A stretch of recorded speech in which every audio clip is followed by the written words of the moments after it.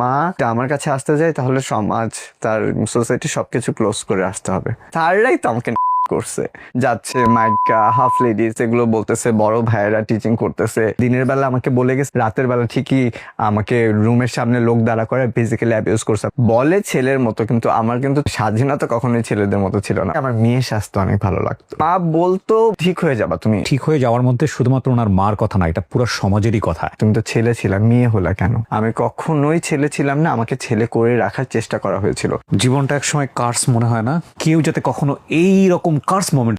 আসসালামু আলাইকুম প্রিয় দর্শক এবং শ্রোতা, আল্লাহ সর্বাবস্থায় আমাদের সবার মঙ্গল করুন, সবসময়ের জন্য সেই প্রার্থনা করে শুরু করছি লাইফের একটি এপিসোড। যে গেস্ট আজকে এখানে এসেছেন তার কাছে যাবার, আমি আরোহী ইসলাম অনু। আরোহী ইসলাম অনু। ডাকনাম অনু। জি।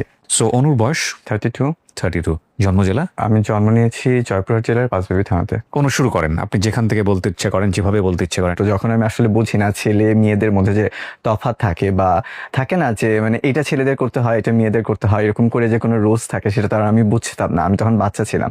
সো সেই সময়ও আমার পছন্দগুলো আসলে নারী সুলভ ছিল। দেখা যেত আমি সেটার জন্য বকা খেতাম যে না তুমি এটা করো না। যেমন আমার শাড়ি পরতে ভালো লাগতো, আমার চুড়ি কিনতে ভালো লাগতো। কত বছর বয়স এটা? আমি স্কুলেও ভর্তি হইনি তখন, আমি মানে বাসায় টুকটাক করে মা শেখাচ্ছেন শরীর এরকম আর কি বয়সে, আমার যতটুকু মনে পড়ে। ফেরিয়ালার আসতো, সো দেখা যেত মেয়েরা বেশিরভাগ চুড়ি কিনতো, ফিতা কিনতো। সো আমার খুব ইন্টারেস্ট জাগতো। ইভেন আমাদের সময় একটা চুড়ি ছিল প্লাস্টিকের, যেটা এরকম রোল করে স্প্রিং এর মতো এটা পরা যেত, তো ওইটা আমার কেনার খুব শখ ছিল। মানে আমার আশেপাশে ফ্রেন্ডদের আমি মেয়ে ফ্রেন্ডদের সাথে মিশতাম, তো সবার ছিল, কিন্তু আমার একটা নিজস্ব ছিল না। আমি মাঝে মাঝে ওদেরটা নিয়ে হয়তো গোপনে পড়তাম। তারপর যেটা হতো সেটা হলো আমার এলাকার মেইন রাস্তা দিয়ে যেতে ভয় পেতাম, কারণ আমার এলাকার ছেলেরা বলতো হাফ লেডিস মাইকা। এখন আমি না এই মিনিংসটাই বুঝতাম না, মাইকা কি আর হাফ লেডিস কি। আমি জাস্ট লিটারেলি ইরিটেট ফিল করতাম, কারণ ওরা যেভাবে বলে হাসতো, মানে হয় না যে আমরা অনেক ল্যাঙ্গুয়েজ না বুঝলেও তাদের এক্সপ্রেশন দেখে কিন্তু বুঝে চাই যে জিনিসটা is not good for me. তখন আমার ওই জায়গাগুলো দিয়ে যাইতে খুব সায় লাগতো। আর আমি বাসায় মামাকে বললাম, মা বলতো কিছু না।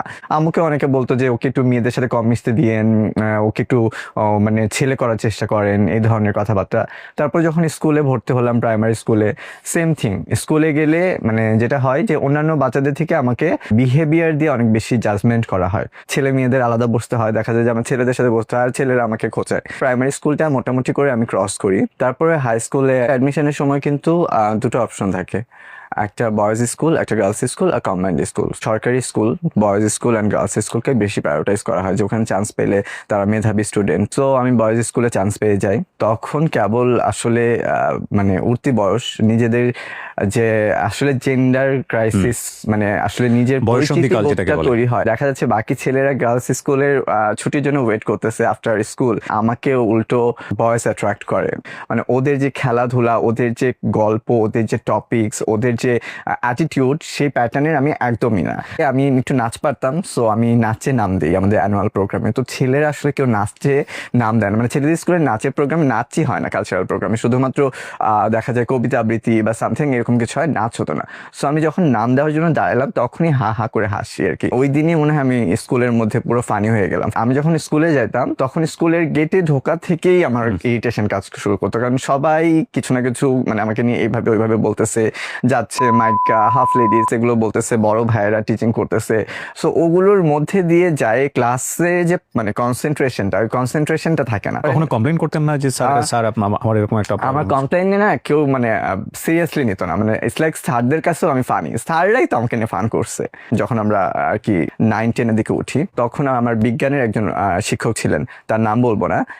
তো আমি প্রাইভেটে মাঝে মাঝে যাইতাম না, মিস করতাম। তার প্রাইভেটে যেদিন যাইনি হয়তোবা, সেদিন সে আমাকে নিয়ে মানে বৈজ্ঞানিক ওয়েতে সে আমাকে নিয়ে ব্যাখ্যা দিয়ে বলে যে আমি নাকি আসলে নর্মাল কেউ না, মানে এরকম তাদেরকে নিয়ে হাসাহাসি করে। পরে স্কুলে গিয়ে দেখি সবাই হাসতেছে, কি কারণ স্যার প্রাইভেট ক্লাসে সে আমাকে নিয়ে বৈজ্ঞানিক ব্যাখ্যা দিচ্ছে নাকি যে আমি কি। তো সেটা তো তারা মানে কোন প্রেক্ষাপটে দিচ্ছে আমি জানি না, সেটা নিয়েও আমি বেশ কিছু হয়তো স্যার ভালোভাবেই বুঝিয়েছে, কিন্তু সবাই অন্যভাবে নিয়েছে, মানে তারা তাদের মতো ওই বয়সে হয়তো। আপনি এটা কোন ক্লাসের গল্প বলছেন? আমি তখন ক্লাস 9 এই পর্যন্ত আপনার ফ্যামিলিতে আপনাকে নিয়ে আন্ডারস্ট্যান্ডিংটা কি? একটা সময় পর্যায়ে গিয়ে পরে মনে হলো যে এটা শেয়ার করার কিছু নাই, আর কাকে শেয়ার করবো, মানে এটা ইউজড হয়ে গেছে না? মানে আমি ইউজড টু হচ্ছিলাম। এবং আমার যেটা সমস্যা হচ্ছিল যে আমি বাসা থেকে বলে বেরিয়েছি যে আমি স্কুলে যাচ্ছি, কিন্তু আমি স্কুলে না গিয়ে সকাল 9টা থেকে বিকেল 4টা পর্যন্ত আমাদের ওখানে একটা শ্মশান ঘাট ছিল, আমি ওইখানে গিয়ে টিফিন নিয়ে আমি বসে থাকতাম যে স্কুলে গেলে আমাকে আবার টলারেট করতে হবে। এবং আমার ডে বাই ডে আমি খালি পরীক্ষার সময় অ্যাটেন্ড করতে যেতাম, তো এগুলো নিয়ে অনেক প্রবলেম হতো স্কুলে। আমি মিসাই নিজেই মানে ফ্যামিলির নাম বলে সাইন করে বিভিন্ন লেটার নিয়ে এসে জমা দিয়ে পরীক্ষা অ্যাটেন্ড করতাম। আমার রেজাল্ট খারাপ হচ্ছিল কিন্তু বাসায় বলতেছিলাম যে আমি রেজাল্ট ভালো হচ্ছে, মানে আমি এমন ট্রমার মধ্যে ছিলাম যে আমি সবাইকেই মিথ্যা কথা বলতেছি। বাট আপনি কাউকে শেয়ার করার মতো পেতেন না? শেয়ার করার মতো ওই সময় আমি কাউকে পাইনি। আমার বাবা সরকারি চাকরিজীবী ছিলেন। আমাদের এলাকার সবাই জানতেন যে আমার বাবা আসলে আমাদের সাথে ওইভাবে থাকতেন না। আমাদের 3 ভাই বোনের বয়সের ডিফারেন্স 8 বছর 10 বছর। সো কেউ না কেউ তখন বেরিয়ে গেছে হয়তো বা তাদের পড়াশোনার মানে ক্ষেত্রে। আমাদের ফ্যামিলি সবাই মোটামুটি ভালো এডুকেটেড। সো আপুরা তখন দেখা গেছে যে বাহিরে পড়াশোনার জন্য কেউ কারমাইকেলে পড়ছে, কেউ ঢাকায় চলে আসছে। তো আমি একা থাকতাম আর কি, মা আর আমি মোস্টলি। সেই সময় একজন সরকারি হাজবেন্ডের ওয়াইফ হওয়া সত্ত্বেও সেলাইয়ের ট্রেনিং নিতে হয়। খুবই হ্যান্ডস টু মাউথ অবস্থা। জি, না হলে আমাদের 3 ভাই বোনের পড়াশোনা এবং আমাদেরকে রেগুলার চালানোর মতো ব্যবস্থা না। এবং আমার মা তার বাবার বাসায় আসলে এই পর্যন্ত জানাতে দিবে না যে সে কি ফেস করতেছে। সো মাও কখনো আপনাকে বলতো না যে বাবা তুমি একটু আলাদা? সো না, মা বলতো মানে যেটা আমাকে যে হয়ে যাবে, ঠিক হয়ে যাবা তুমি, মানে একটু বড় হলে ঠিক হয়ে যাবা। আর যেটা হতো যে আমি নাচ করতে পছন্দ করতাম, সবার একটা ভুল ধারণা ছিল যে নাচ করার কারণে আমি এমন হচ্ছি। আপনার মা বেঁচে আছেন? জি, বেঁচে আছে। আচ্ছা, আপনার মা হয়তো এপিসোডটা দেখবেন। আমি আন্টির প্রতি রেসপেক্ট রেখে একটা কথা বলতে চাই। উনি অনেক প্রতিকূল অবস্থার মধ্যে দিয়ে তার সন্তানদেরকে বড় করেছেন, তো সেই জায়গায় আমার সবসময় রেসপেক্ট। বাংলার অসংখ্য মায়ের চরিত্রের জায়গায় উনি একটা সিঙ্গেল ইউনিট, কারণ সব মায়েরাই কোনো না কোনোভাবে পরিশ্রম করেন। বিশেষ করে নিম্ন মধ্যবিত্ত পরিবারে যেসব সন্তানরা বড় হয় তাদের গল্পগুলো অলমোস্ট সেম। তো সেই জায়গা থেকে হয়তো ঠিকই আছে, কিন্তু একটা জিনিস যেটা ওনার আম্মা ওনাকে বলেছিল ছোটবেলায় যে ঠিক হয়ে যাবে, এই জায়গাটায় আপনারা একটু লাইনটা নিবেন। এই ঠিক হয়ে যাওয়ার মধ্যে শুধুমাত্র ওনার মার কথা না, এটা পুরো সমাজেরই কথা। ওনারা ঠিক আছেন, ওনারা ওনাদের মতো করে পৃথিবীতে এসেছেন। এইটার যে অ্যাকসেপ্টেন্সের জায়গাটা, এই অ্যাকসেপ্টেন্সের জায়গাটাই আমরা নর্মালাইজ করতে পারিনি আমাদের সোসাইটিতে। দ্যাটস আ বিগ প্রবলেম, যেটা নিয়ে আমরা আজকের এপিসোডে আমরা কথা বলতে চাই। ছোটবেলা থেকেই একটা জিনিস মাথায় ঢুকেছে, আমি ঠিক না, আমি ঠিক না, আমি ঠিক হয়ে যাবো কোনো একটা সময়। এবং আমি ঠিক না বলেই লোকজন সামহাও আমাকে এগুলো বলে এবং আমাকে এগুলো সহ্য করতে হয়।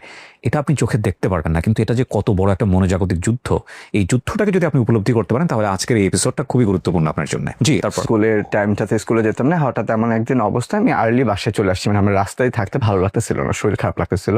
সো আমি বাসায় এসে দেখি আম্মু নেই। তো আমি পাশে পাশে আন্টির কাছে জিজ্ঞেস করতে গেছি, আন্টি আম্মু আসছে? আন্টি বলে কি না, আম্মু তো তোমাকে স্কুল থেকে নিতে গেছিল, কোথায় জানি এটা কি কারণে। আর আমি তো ভয় পেয়ে গেছি যে আজকে তো আম্মু তাহলে স্কুলে যাবে, গেলে তো সব চেনে যাবে যে আমি স্কুলে যাই না, অ্যান্ড আমি স্কুলের নাম করে মানে অন্য কোথাও থাকি, আমার রেজাল্ট ভালো না, মার্কশিট অ্যান্ড এভরিথিং। সো তখন আমি প্রচণ্ড ভয় পেয়ে জাস্ট ব্যাগটা নিয়ে বেরোয় যাই। অ্যান্ড বেরোয় গিয়ে যে আমি হাঁটতে শুরু করি, আমি লিটারেলি হাঁটতে থাকি অ্যান্ড মানে আমার ট্রমা আমি জানি কোন জায়গায় চলে যায় আমি নিজেও জানি না। আমি মনে হয় হেঁটেই অনেক দূর চলে গেছিলাম, মানে আমাদের এলাকা থেকে ছাড়িয়ে আরও বেশ কিছু এলাকা পার হয়ে গেছিলাম। তখন মনে হয় এশার আজান দিবে, আমাকে কিছু মানুষ আর কি আটকায় যে এতটুকু একটা বাচ্চা রাতে কোথায় যাচ্ছ, কারণ ওইটা একটা মানে অজপাড়া গাঁও যেরকম বলে আর কি। তো লিটারেলি যখন কান্নাকাটি করতেছি, তো তখন ওনারা জোর করে বলার পর আমি আমার আব্বুর নাম্বারটা বলতে বাধ্য হই আর কি। তখন এইদিকেও আমাকে বাসায় অনেক খোঁজাখুঁজি হচ্ছে, যেহেতু মা শুনে ফেলছে এরকম। পরে আমাকে ফোন দেওয়া হয়, তারপর ওখান থেকে তারা আমাকে নিয়ে আসে। নিয়ে আসার পরেও যেটা বোঝানো হলো, সবাই মনে করলো যে আমার মনে হয় পড়াশোনা ভালো লাগে না। কেউ এইটা বুঝতে চাইলো না যে কেন, আমি তো ভালো স্টুডেন্ট ছিলাম, আমার অন্য কোনো প্রবলেমও হতে পারে, এটা না। তখন বললো কি যে ঠিক আছে তুমি অল্প করে পড়ো বা এইভাবে পড়ো, এইভাবে পড়লে সলিউশন হবে।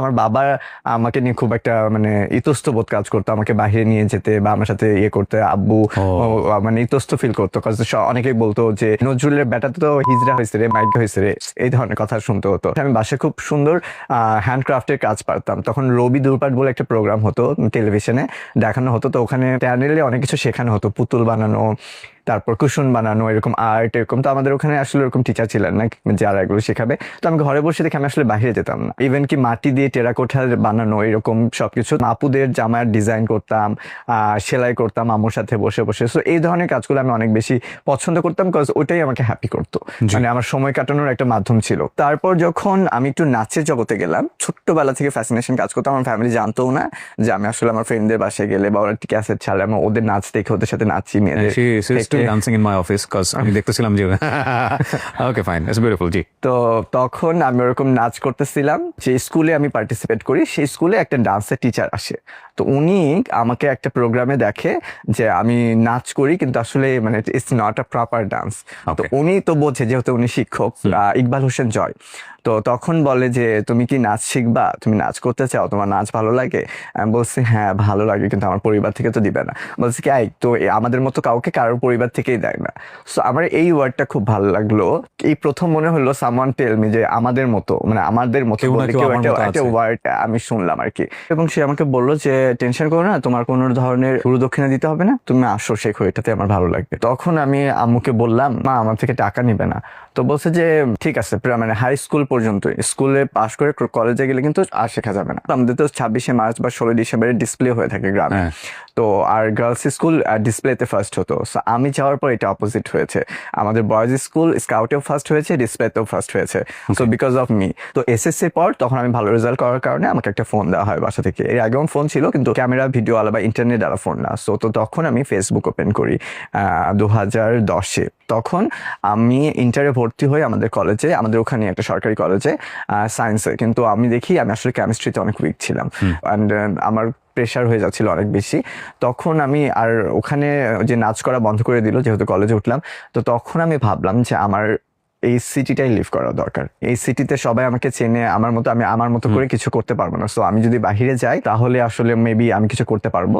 ফ্যামিলি সবাই চাচ্ছিল যে পলিটেকনিক্যালে পড়ি, আমার ইচ্ছা ছিল না, আমার ইচ্ছা ছিল যে আমি ফ্যাশন ডিজাইনিং এ পড়বো।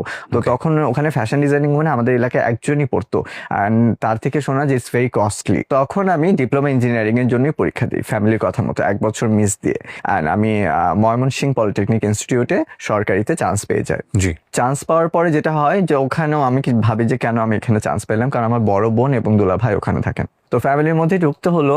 তখন আমার নাম ছিল আশিক। পিতৃপ্রদত্ত নাম কি? মোহাম্মদ আরিফুল ইসলাম, আর ডাক নাম ছিল আশিক। এটা হচ্ছে পিতৃপ্রদত্ত নাম। জি। জি, তারপর? ওখানে যাওয়ার পরে আমি বেশ কিছুদিন চেষ্টা করলাম নাচ না করে, মানে ওদের কথা মতো রুলস অ্যান্ড রেগুলেশন শুনলাম। তারপর আমি আবারও দেখতেছি যে আমি আবার সিক হয়ে যাচ্ছি, আমার খুব দম বন্ধ লাগে। আর আমার বাসায় এমন একটা ব্যাপার যে বলে ছেলের মতো, কিন্তু আমার কিন্তু মানে স্বাধীনতা কখনোই ছেলেদের মতো ছিল না। মানে সন্ধ্যার মাগরিবের আজানের মধ্যে বাসায় ঢুকে যাওয়া, কলেজ শেষ করে ঠিক টাইমে বাসায় মানে ঢুকে যাওয়া, এই ধরনের সবকিছুই করা। পরে আমার এক ফ্রেন্ডকে জিজ্ঞেস করলাম যে এখানে কোনো শিল্পকলা একাডেমি আছে। আমাকে তো এখানে আমার বোনের আসলে বাসা আর কলেজের বাইরে কোথাও মুভ করতে দেয় না বা মুভ করার জায়গা দেয় না। তো ও বলছে যে আছে, আমি চিনি এরকম। বলছে আমি এখানে নাচটা ভর্তি হতে চাই, আমি একটু পাশাপাশি করতে চাই। ভাবলাম যে কলেজের ফাঁকের কথা বলে বা স্কুলের ফাঁকের কথা বলে আমি যাব। সো আফটার 6 মান্থ আমি এই ডিসিশন নিই, শিল্পকলা একাডেমিতে যোগাযোগ করি অ্যান্ড আমি অ্যাডমিশন নিই। ওখানে টিচার তখন ট্রেনিং এ ছিলেন মানুষ তালুকদার, আমার আসলে জীবনের পরিবর্তনে অনেক হেল্প করেছেন যিনি। জি।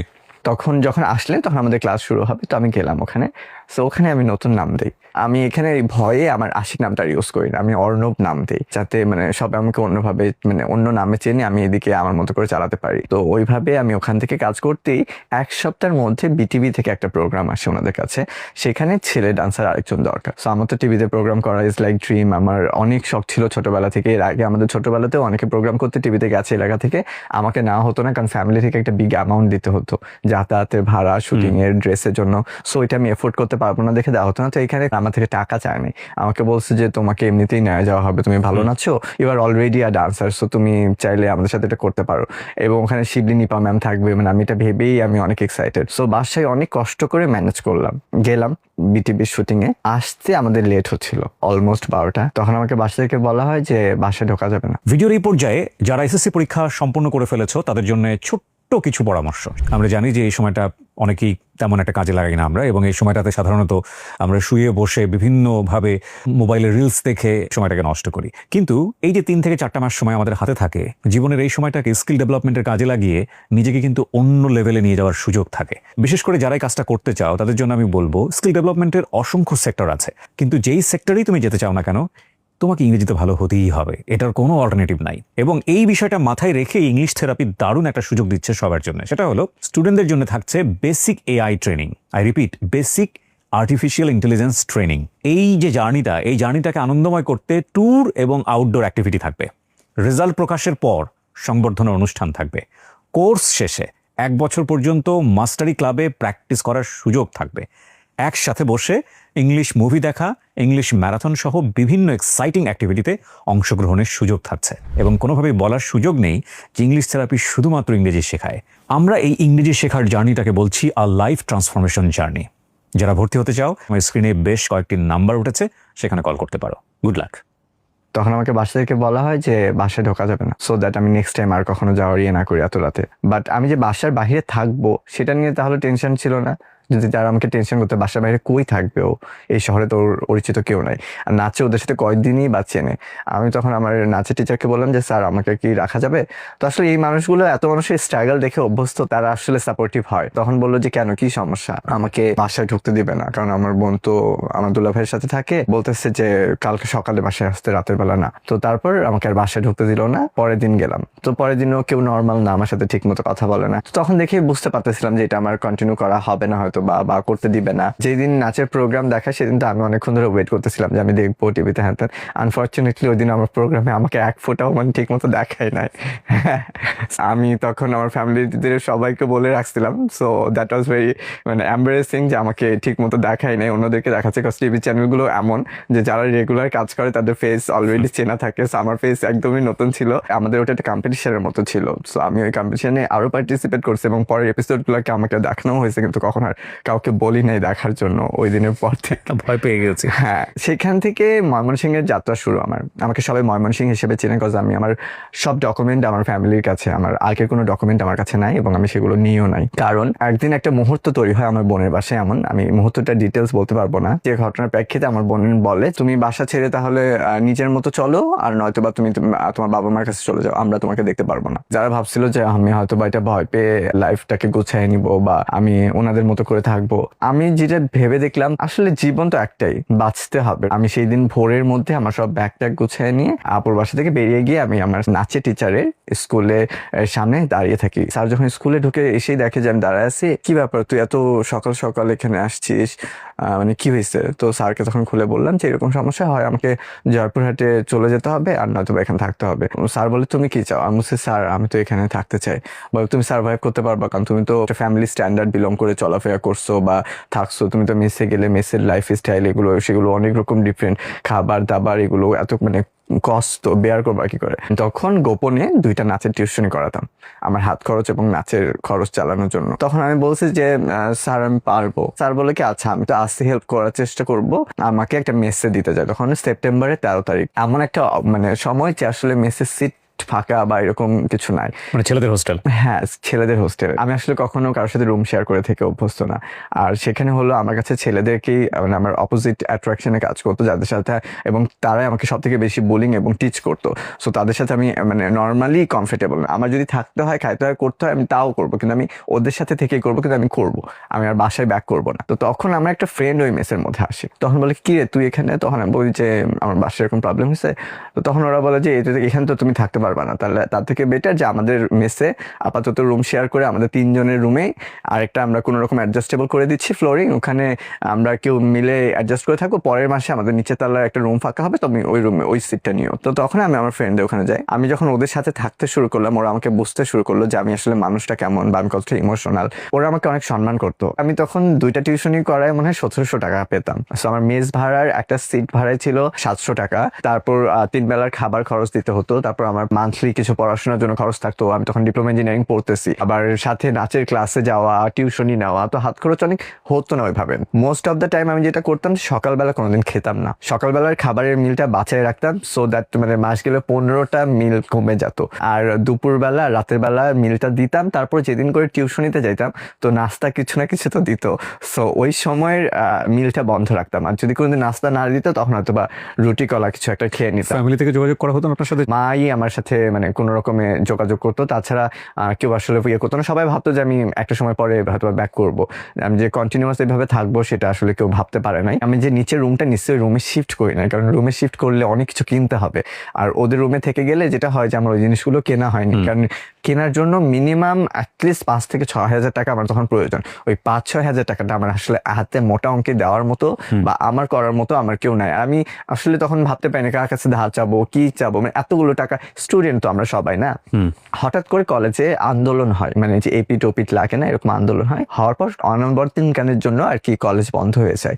তো আমাদের ফ্রেন্ডের বাসা খুবই কাছে, ময়মনসিংহ এর থেকে দেখা যায় শেরপুর বা গায়াচিপুর, মানে খুবই নিয়ারলি সবার বাসা। টাঙ্গাইল একদিনে ছুটি পেলেও চলে যেত। কলেজ যখন বন্ধ হয়ে যায় তখন দেখা গেল আমার ওই রুমে চাবি নাই, কারণ ওই রুমটা তো আর আমার ছিল না, আমার বাকি ফ্রেন্ডে ছিল। খুব বিপদে পড়ে যায়, আমি যেহেতু বাসায় যেতে পারবো না, তখন আমার যে নিচে রুম নেওয়া সেই রুমে আমার শিফট করতে হয়। সেই রুমে শুধু একটা চৌকি ছিল। সো আমি খুব কষ্ট করে একটা বিছানা চাদর, একটা বালিশ কিনি, আর একটা মগ আর একটা লাইট কিনি, যে লাইটটা বাথরুমে লাগাই রুমে আলো করে থাকতাম। ওহো। রুমে তখন ফ্যানও ছিল না, আর এই বিল্ডিং এ কেউ থাকতো না। পুরো বিল্ডিংটাই ম্যাচ ছিল, মাত্র 4 তলা বা 3 তলায় বাড়িওয়ালা থাকতেন, তাছাড়া কেউ থাকতেন না। ভুতুরে পরিবেশ। মানে অ্যাকচুয়ালি আর মানে সবকিছু ওপেন, মানে কোনো দিকে কোনো প্রোটেক্টেবল কিছু নাই, দরজা জানালা সবকিছু। অগোছালো হয়, নোংরা হ্যাঁ, মানে হয়। ওখানেও আমি একা একা রাতের পর রাত থাকছি, তখন বুয়া আসতো না, মানে খাইছি কি খাই নাই আসলে এটাও আমি কখনো ফ্যামিলিতে জানতে দেয়নি। এখন ভাবলে আমার মনে হয় যে আমি কিভাবে থাকছি ওই দিনগুলো, আমার এরকম লাগে। সো আবার যখন স্বাভাবিক হলো, সবাই আসলো গেল, এরকম সবাই তো ভালো না, আবার সবাই মন্দ না।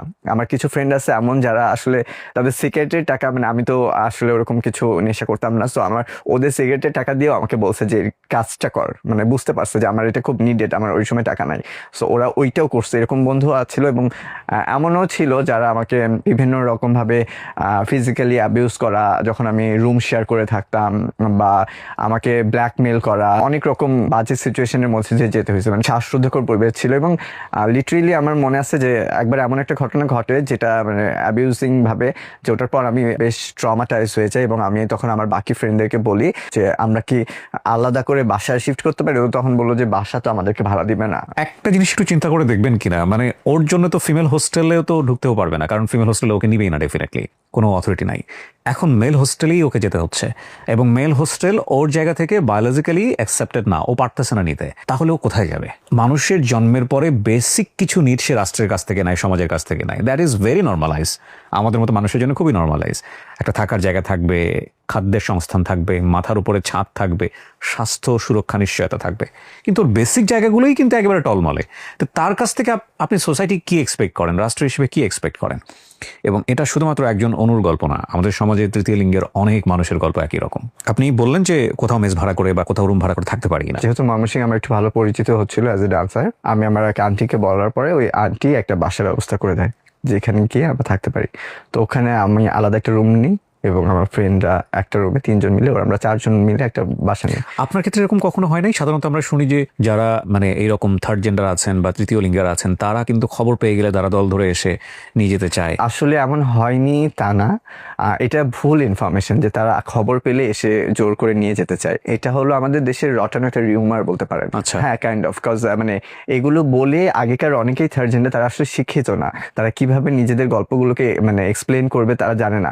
সো তারা একটা মানে রিউমার এবং মিসকনসেপশন মানুষকে দিয়ে ফেলে যে আসলে তারা বায়োলজিক্যাল জন্ম নেয়, জন্মের পরেই বোঝা যায় থার্ড জেন্ডার। জন্মের পরে কিন্তু কোনো কাউকে রিকগনাইজ করা যায় না যে সে থার্ড জেন্ডার হবে বা নাকি থার্ড জেন্ডার হবে না।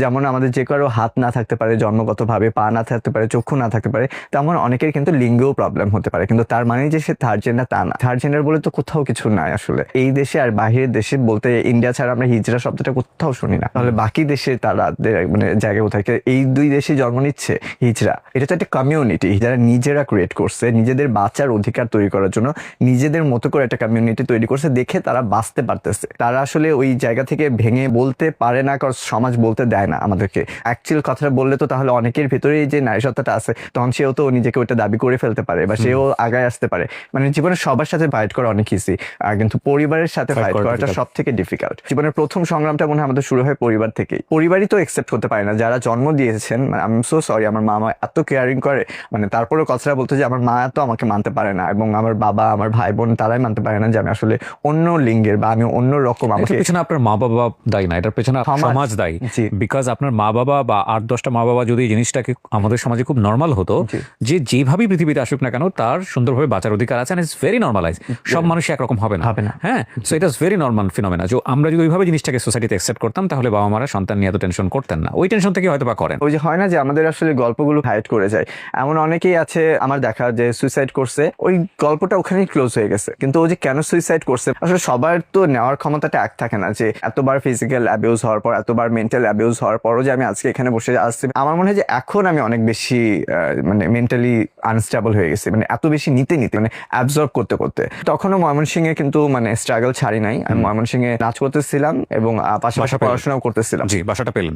বাসা চেঞ্জ করলাম। আমার যে জিনিসটা যে তখনও কিন্তু আমার ফ্যামিলি থেকে মানে আমার বোন তিনি কখনো এই 3 বছরে দেখতে আসেনি যে আমি কোন মেসে বা কাদের সাথে থাকতেছি, মানে রাগেরও তো একটা লিমিটেশন থাকে। বাবাও আমি করতেন না? সবসময় না, বাবার সাথে কথা হতো না, আমি বাসায়ও যেতাম না। তো ঈদ টিদেও আমি আমার মতো করে একাই থাকতাম আর কি। আমার কাছে না কেমন জানি হয়ে গেছিল জীবনটা, ফ্যামিলি বা ঈদ এগুলো আমার কাছে কোনো ম্যাটার করতো না। কলেজের লাস্ট সেমিস্টারে যখন আমাদের ইন্টার্ন নিয়ে আসে ডিপ্লোমা ইঞ্জিনিয়ারিং এ, সে সময় আমি ঢাকা থেকে একটা স্কলারশিপ পাই কলকাতাতে নাচের উপর। স্কলারশিপটা নিবো কি নিবো না বুঝতেছিলাম না, কারণ তখন আমার ইন্টার্ন চলে। আমার ইন্টার্নি হাফ ইয়ারের মধ্যে আমার আবার ওখানে জয়েন করে ফেলতেই হবে, কোনোভাবে অপশন নাই। তো আমি প্রথমে না করেছিলাম, পরে আবার ভাবলাম যে নাচের মধ্যে এত বড় একটা সুযোগ আমি আসলে পরবর্তী বছর নাও পেতে পারি, আর যদি না পাই তাহলে তো নাচ নিয়ে আমি কোনো কাজ করতে পারবো না। নাচের জন্য তো কাজ করতে গেলে নাচের উপর ডিগ্রি লাগবে, আর সেই ডিগ্রি নেওয়ার মতো আমার ক্যাপাবিলিটি নাই স্কলারশিপ ছাড়া। সো স্কলারশিপটা তখন আমি নিলাম এবং আমি এখানে ইন্টারনিটা রেখে গেলাম, আমার প্রজেক্ট রেডি করা থাকবে, আমি শুধু এসে ভাইবা পরীক্ষাটা দিব। সো আমি একদম পুরো রিস্ক নিয়ে চলে গেলাম ইন্ডিয়াতে, যে নাচের উপর আমি পড়াশোনা করে একটা ডিপ্লোমা কোর্স করে এসে নাচ নিয়ে কাজ করবো ঢাকাতে। ওখানে গিয়ে আমি দেখলাম হোয়াট ইজ লাইফ লাইক, মানে কলকাতায় গিয়েছে হোয়াট ইজ আর্ট। ওখানে আমি কখনো নিজেকে অ্যাবনর্মালাইজ ফিল করি নাই। ওখানে গিয়ে আমার নিজের প্রতি নিজের সেলফ কনফিডেন্স তৈরি হওয়া, নিজের আইডেন্টিটি সম্পর্কে অনেক বেশি কনসাস হওয়া, যে আসলে আমার মতো এরকম মানুষ অনেক আছে এবং তারা খুব স্বাভাবিক, তারা পরিবারের সাথে বাঁচতে পারে, তারা নিজেদের মতো করে বাঁচতে পারে, তাদেরকে তৃতীয় লিঙ্গেরই পরিচয় দিতে হবে এমন কোনো প্রেক্ষাপট নাই। তারা যেভাবে ইচ্ছা তাদের মতো করে সুন্দর জীবনযাপন করতে পারে। সো ওইখানে গিয়ে যে পরিবেশটা দেখে আসলাম সেটা আমাকে অনেক বেশি নাচের থেকেও মানসিকভাবে অনেক আমাকে হেল্প করলো। কিন্তু আমি যেখানে ট্রেন্ড নিতাম সেখানেও আবার খুব কনজারভেটিভ ছিল, তারা আবার ফ্যামিলিন ডান্সার পছন্দ করে না, male dancer has to be like male আর female dancer has to be like female. So আমি তখন মাঝামাঝি।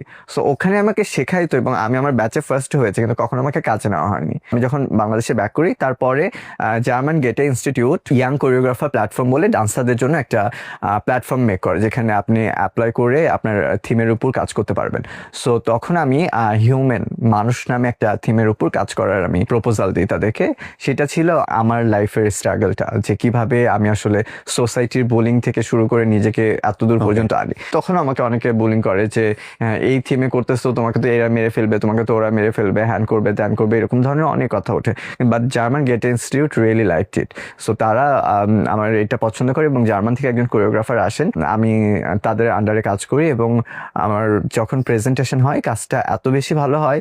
প্রথম আলো থেকে শুরু করে ডেইলি স্টার, যাদেরকে আমি কাউকে চিনতাম না, তারা সিঙ্গেল আমার মানে রিভিউ করে। And then I become a dance choreographer. এবং করোনার আগে আগে তো মুজিব বর্ষ আসে, তখন আসলে অনেক সিনিয়র কোরিওগ্রাফারদেরকে নিয়ে বাংলাদেশ ভাবছিল, কিন্তু ঠিক সে সময় 2-3 জন ইয়াং কোরিওগ্রাফারদেরকে ডাকা হয়, তার মধ্যে I was one of them. এবং মুজিব বর্ষের যে প্রথম ফাইনাল একটা থিম ছিল সেটার জন্য আমার মানে কাজটা তারা খুব পছন্দ করেন। সেই প্রেক্ষাপটে আমি ওখান থেকে কাজ করা শুরু হয় অ্যাজ এ কোরিওগ্রাফার, আমার জার্নি শুরু হয়ে যায়। তারপরেই করোনাকালীন কারণে সব বন্ধ হয়ে যায়, তখন আমরা বাসায় বসে থাকি।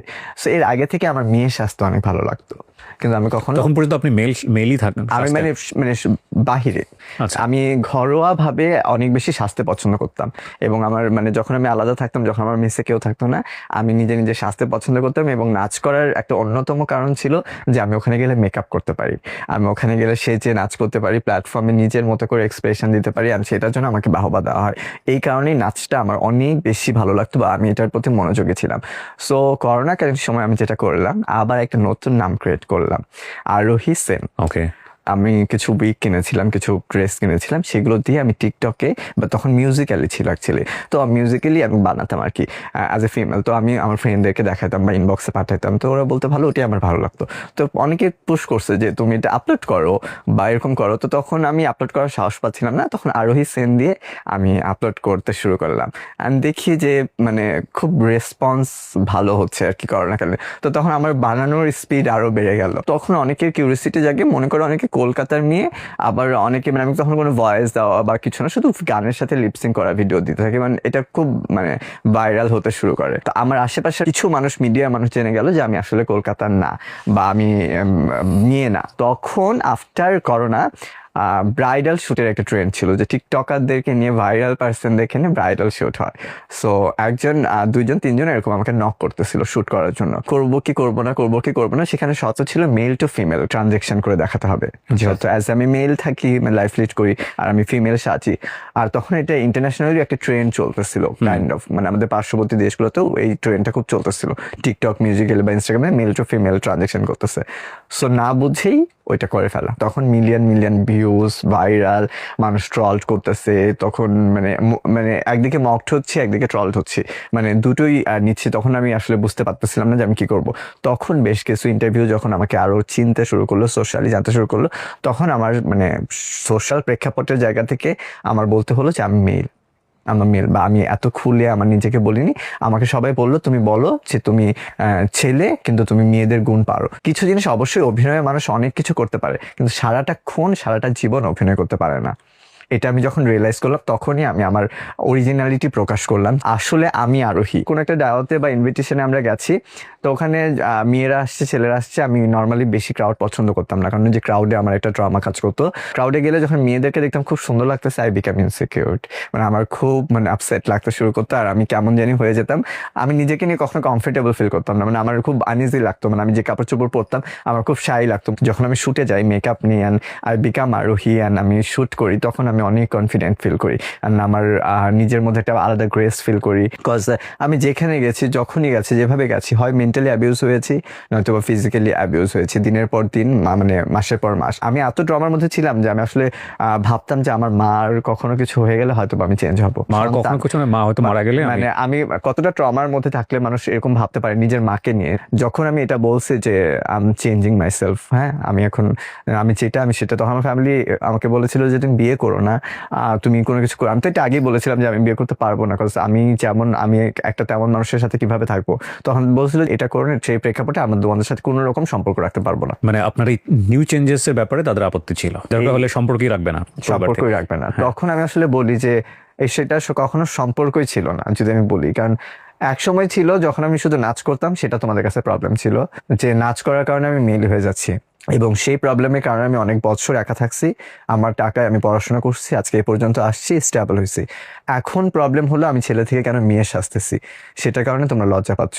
আমার ফ্যামিলি হয়তো আজকে প্রথম জানবে যে আমি যে ফিজিক্যালি এতভাবে অ্যাবিউজড হয়েছি। এটা তো পরিবারকে বলার কথা না। কিভাবে যাই বলবো যে আমি আমার মাকে, যে মা কেউ আমাকে বাজেভাবে আমার শরীরে হাত দিছে, মানে এটা কি আমরা আমাদের পরিবারকে বলতে পারি না। আমি স্বার্থপরতা হয়তোবা করতেছি আমার পরিবারের সাথে, কিন্তু একটা পর্যায়ে আমার মনে হয়েছিল যে আমাদের পরিবার এবং সমাজও অনেক স্বার্থপর। সেখানে যদি নিজের স্বার্থটা না বুঝি, তাহলে আমার স্বার্থ বোঝার মতো অন্য কেউ নাই যে এসে বলবে যে আসলে তুমি তোমার জীবনটা দেখো, তোমার কথাটা ভাবো। এখানে অনেকগুলো ব্যাপার আছে আরোহী, মানে আমাদের সামাজিক কনটেক্সটের জায়গাটা থেকে বিষয়টা কিন্তু অনেক কমপ্লেক্স। আপনি নিজেও হয়তো যেহেতু সোশ্যাল মিডিয়াতে আছেন আপনি জানেন বিষয়গুলো। একটা যেটা হচ্ছে যে এটা যদি হোমোজেনাসিটি বলি বা যেটাই বলি না কেন, এই যে আপনার যে অবস্থাটা জন্মগতভাবেই আপনি প্রকৃতি প্রদত্ত, অনেকের ব্যাপারে কিন্তু এটা ফেক। মানে লাইক বিশেষ সুযোগ নেওয়ার জন্য সে আপনাদের আইডেন্টিটি ব্যবহার করে অনেক সময়, যেটা পুরো একটা কমিউনিটিকে নিয়ে অনেক সময় একটা কমিউনিটির নর্মাল লিভিংকে অনেক সময় কোশ্চেন করে ফেলে, যেটা আমাদের সমাজে কিন্তু অহরহ হচ্ছে। Like third gender issue is very acceptable, like okay fine, এটা তো আদি সৃষ্টি জাতি থেকে ছিল, এখনও আছে, ভবিষ্যতেও থাকবে। কিন্তু এই কমিউনিটিটাকে কেন্দ্র করে অনেক বিশেষ গোষ্ঠী আছে যারা বিশেষ সুবিধা নেওয়ার চেষ্টা করে, দেখা যায় তাদের কারণে আপনারাও সাফার হন। এরকম কি কখনো হয়েছে? এরকম আমি দেখেছি যে আসলেই তাই। সো অ্যাকচুয়ালি এই কমিউনিটি পিপলের জন্য সামহাও আপনারাও সাফার হন। অবশ্যই লোকজন আপনাদের দিকেও প্রশ্ন করে যে ওকে ফাইন, আমরা আসলে যাদের সাথে কথা বলছি, মানে মানুষ আসলে কনফিউজ হয়ে যায় অনেক জায়গা থেকে। হ্যাঁ, মানে কারণ আমাদের তো আসলে এইটা নিয়ে এডুকেশনাল কোনো জায়গায় নাই। আর আমার কথাটা যে সবাই বলে যে আগে প্রকাশ করেনি, আগে যদি প্রকাশ করতাম ভাই, তাহলে আজকে আমি আমার জায়গায় বাঁচতে পারতাম না। মানে আমি যে ডিগনিটি নিয়ে এই সোসাইটিতে আছি বা নিজেকে তৈরি করার যে স্কোপটা পেয়েছি এডুকেশনাল ব্যাকগ্রাউন্ডের জন্য এবং এই যে আস্তে আস্তে আসার জন্য, এটা যেমন আমার জন্য অনেক স্ট্রাগলের ছিল, কিন্তু এটা অনেক আমার জন্য স্ট্রং একটা পার্ট ছিল। এখন কি অবস্থা ফ্যামিলির সাথে? আপনার ওই অবস্থাটি ওরকমই আছে? আমি চ্যালেঞ্জের পর থেকে একেবারেই যোগাযোগ নাই, এবং আমি তাদের সাথে দেখাও করতে পারি না, যোগাযোগ করতে পারি না। মাঝে মাঝে সব থেকে বেশি যেটা হয় যে আমি আমার আম্মুকে অনেক বেশি মিস করি। এর আগে যে ইমোশন গুলোকে কন্ট্রোল করে করে সামনে আগেছি, মনে হতো যে নিজেই অনেক কিছু পারবো, কিন্তু এখন এসে মনে হয় যে না, পরিবার অনেক বড় একটা জিনিস। আমার মা অনেক স্ট্রাগল করছে। আমার মার হয়তো আমি সব থেকে বড় একটা আশা ছিলাম, যেহেতু আমি অন্য রকম সন্তান, এই জন্য আমার একসেপ্টেন্সটা তাদের কাছে নাই। যেমন আমি মাকে অনেকবার বলছিলাম যে আমি একটা বড় বাসা নিয়ে থাকি এখানে, আমি এখন বিজনেস করি। আম্মু যখন আসতো তখন আমি ছোট বাসা নিয়ে থাকতাম, একটা দুটো রুমের। তার আগে সাবলেটে থাকতাম, তখন আম্মু আসতো। তো আম্মু বলছিল তুই আলাদা বাসা নিলে আমার জন্য থাকতে ইজি হয়, কারণ অন্য কোনো ছেলেরা থাকতেছে তাদের সাথে আমার আম্মু পর্দাশীল, কমফোর্টেবল ফিল করে না। তো তখন আমি আস্তে আস্তে একটা ছোট বাসা নিই, আলাদা বাসা নিই, ছোট বাসাতে। তখন আম্মু একটু কমফোর্টেবল ফিল করতো। আম্মু মাঝে মাঝে এসে আমার কাছে থাকতো, ছোট আপু আমার ঢাকাতে থাকতো। আব্বা মারা যাওয়ার পর আমার আম্মু যেখানে থাকতেন, আব্বু যেখানে বাসা করে গেছিলেন, সেটা আমাদের মানে নিজস্ব এলাকা না, নানা দাদার বাসা না। আব্বুর ওখানে জব চলাকালীন ক্ষেত্রে ওখানে থাকা, ওখানে আমাদের অভ্যাস হয়ে যাওয়া। আমাদের ওখানে কোনো আত্মীয় স্বজন নেই বলে আম্মুকে নিয়ে চলে আসে, ওখানকার সয় সম্পত্তি সব ক্লোজ করে দিয়ে আসার পর মাকে এখানে মানে আমাদের দেশের বাড়ি নানা দাদার বাসার এখানে বাড়ি করে দেওয়ার কথা ছিল, কিন্তু সেটা আর হয়ে ওঠে না। তখন আম্মু আমার বড় আপু বা ছোট আপু এদের বাসায় থাকতেন। আব্বু সরকারি চাকরিজীবী ছিলেন বলে আম্মু এখনো তার আত্মমর্যাদা ধরে রাখতে পারছে যে সে কারো থেকে টাকা নিতে হয় না, তার বাবার যে আমাদের পেনশনের টাকা দিয়ে। মাঝে মধ্যে আমাদের কথা হয়, হয়তো বা যেদিন আমি খুব বেশি এমন হয় যে ভাইয়া রাত 12টা 1টা 2টা 3টার দিকে আমার মানে প্যানিক অ্যাটাক হয়েছে, আমার দম বন্ধ লাগে অ্যান্ড এত সাফোকেটেড লাগে, তখন মাকে ফোন করে ফেলি, ফোন করে বলি যে দেখো না কোনোভাবে আসা যায় কিনা, মানে কোনোভাবে তুমি পারো কিনা। তো তখন ওইদিকে আম্মু কান্না করে অনেক, এবং তার দম বন্ধ হয়ে আসে। যে একটা সন্তান জন্ম দেওয়া যে কতটা ডিফিকাল্ট সেটা হয়তো একটা মাই জানে। সো কিন্তু আমার মা যদি আমার কাছে আসতে যায় তাহলে সমাজ, তার সোসাইটি সবকিছু ক্লোজ করে আসতে হবে, সেই সাহসটা তার এই বয়সে নেই। এবং আমারও এই সাহসটা নাই যে আমি ওখানে যাব আসলে, কারণ আমি চিনিও না এবং আমি জানি যে গেলে ওটা মানে অনেকবার অনেকভাবে ভাবছি, কিন্তু হয়ে ওঠে না আসলে যে যাব এবং সেই জায়গাটা দেখব।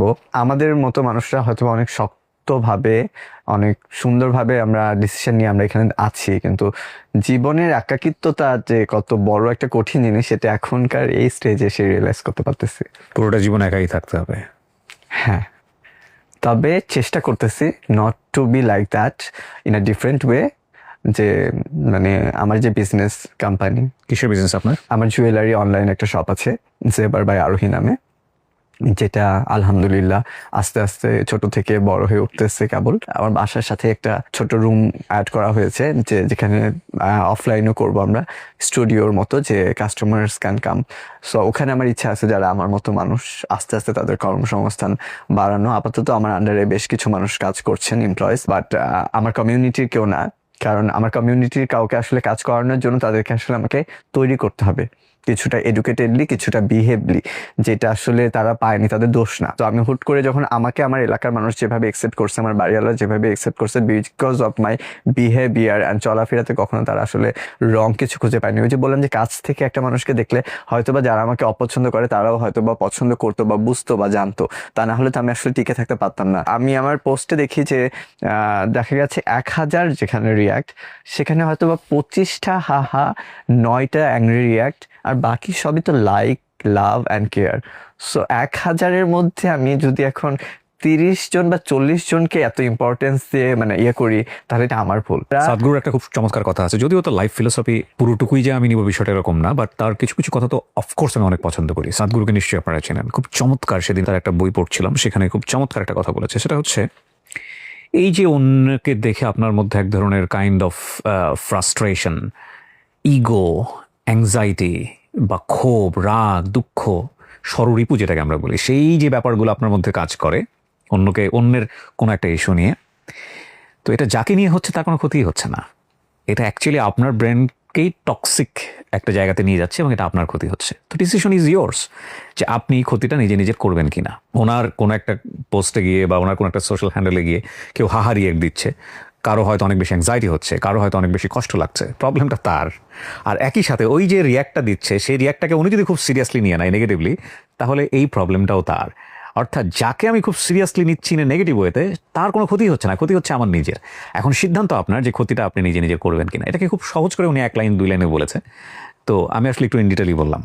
আমাদের আসলে যখনই অনেক বেশি প্রেশার হাই হয়ে যাবে কোনো একটা সাবজেক্ট নিয়ে বা কোনো একটা অবজেক্ট নিয়ে বা কারো কোনো আচরণ দেখে নিজেদের মধ্যে যখন নিজেরা কষ্ট পেয়ে যাওয়া শুরু করব, তখন চিন্তা করতে হবে, আরে যাকে নিয়ে এরকম পাচ্ছি তার তো কোনো কষ্টই হচ্ছে না, তো আমি নিজেকে নিজেই কষ্টটা কেন দিচ্ছি।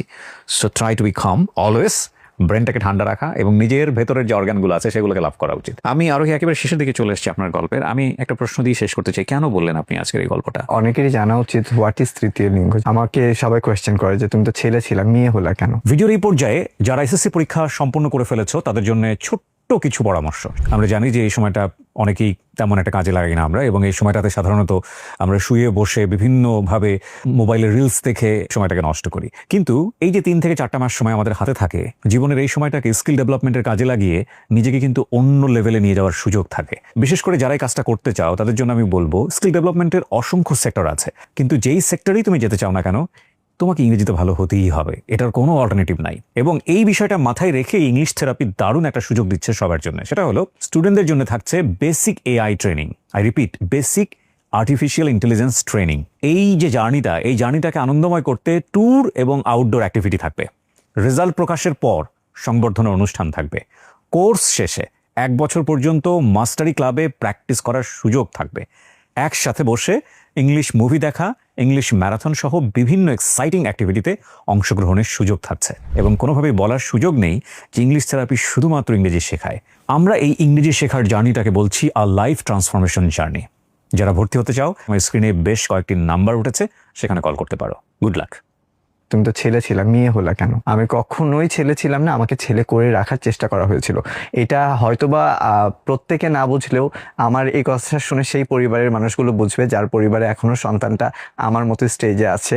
মানে আমি যে গল্পগুলো বললাম তারা হয়তোবা শুনবে, তারা বুঝবে তার সন্তানটা কেন এমন করছে, তার সন্তানটা ভবিষ্যতে এমনই হবে। হয়তোবা তাকে সমাজের কারণে ঢেকে রাখবে বা আমরা ঢেকে রাখি। আমাদের প্রত্যেকটা এলাকায় এরকম মাইকা আছে আমার মতো, আমাদের প্রত্যেকটা এলাকায় এরকম হাফ লেডিস আছে যারা জন্মগত আমরা দেখে অভ্যস্ত। আমাদের প্রত্যেকটা স্কুলে এরকম আছে, প্রত্যেকটা ইউনিভার্সিটিতে আছে, কেউ না কেউ কোথাও না কোথাও এরকম অনেক জায়গায় ছড়িয়ে আছে। যে বললাম যে ভাইয়া আমি অনেকগুলো মেসেজ দেখি যে তাদেরকে সলিউশন দিতে পারবো না। আমার কাছে মনে হয়েছে এই জায়গায় এসে আমার এই কথাগুলো বললে কিছু মানুষ তো চেঞ্জ হবে। মায়েরা তো অ্যাটলিস্ট বুঝবে যে আমার সন্তানটা এই জায়গাটা কেন সাফার করতেছে।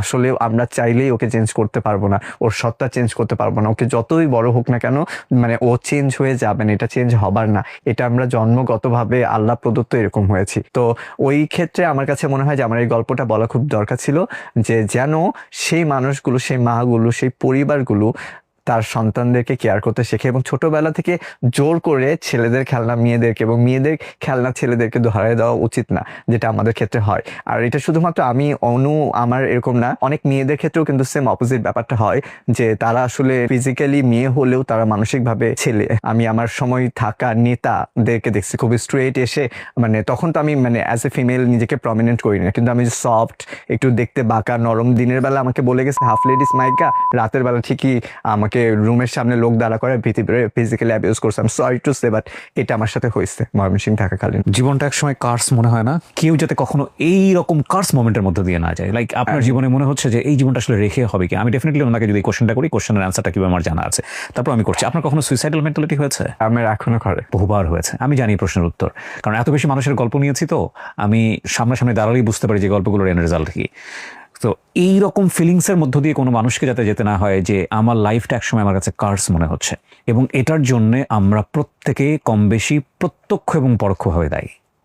কখনোই এক্সপেক্ট করবেন না যে সোসাইটি চেঞ্জ হয়। সোসাইটি আপনি আপনার বাইরের কেউ না, চেঞ্জটা এখান থেকে হতে হবে। যারা আজকে এই অনুষ্ঠানটা দেখলেন তাদের জায়গা থেকে চেঞ্জেসটা আসতে হবে, ইউ অ্যান্ড মি বোথ। বাকি জিনিসটা আস্তে আস্তে পরিবর্তন হয়ে যাবে বলে আমরা বিশ্বাস করি। প্রথম চেঞ্জটা হচ্ছে দৃষ্টিভঙ্গির। রাইট আর রং পরের বিষয়, আপনি একবারে বেসিক জায়গাতে যান। সেটা হচ্ছে আল্লাহ কিছু মানুষকে এভাবে দুনিয়াতে পাঠিয়েছেন, এটা নর্মাল। আপনি যদি এটাকে নর্মাল হিসেবে অ্যাকসেপ্ট না করেন, তার কাছে কি জবাব দেবেন?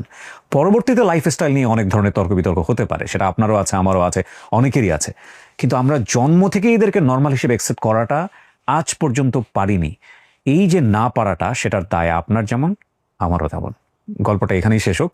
আমরা যেন নর্মালভাবে সমস্ত কিছুকে নিতে শিখি, বিশেষ করে সৃষ্টিকর্তার সৃষ্টিকে যেন আমরা নর্মালভাবে নিতে শিখি। এই প্রত্যাশায় আমরা আজকের মধ্যে এখানে শেষ করছি। অনু, অনেক অনেক ধন্যবাদ, অনেক শুভকামনা থাকলো, ভালো থাকবেন আপনি। শেষ করছি দর্শক, আসসালামু আলাইকুম।